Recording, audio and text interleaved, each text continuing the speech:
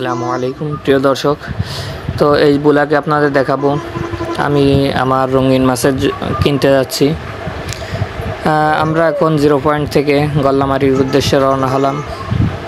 তো 0 পয়েন্ট থেকে 5 টাকা ভাড়া। তো সেখানে যে আপনাদের দেখাবো রঙিন মাছের খামার কেমন। তো প্রিয় দর্শক, আমরা রঙিন মাছের খামারে চলে আসলাম। দেখেন কি পরিমাণ মাছ, সব গোলফিশ। এখানে গোলফিশের অনেক রকম ভ্যারাইটি আছে। তো প্রচুর, এখান থেকে আমি 200-র মতো বাচ্চা নিচ্ছি। তো মাশাল্লাহ একটু কম দামে পাইছি, ভালো কোয়ালিটি। তো এখানে ভালো বোঝা যাচ্ছে না কারণ পানিটা অনেক গ্রিন। তো এখানে আমার জন্য মাছ তুলে রাখা হচ্ছে। তো মাছটা কেমন আপনারা অবশ্যই কমেন্টে জানাবেন।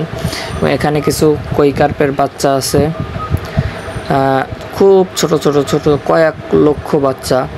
তো আমি রাত্রেবেলা গেছিলাম, এই জন্য আপনাদের পুরো খামারটা ঘুরে দেখাতে পারছি না। তো রাত্রেবেলা যে আমি সেখান থেকে মাছ নিয়ে এসেছি।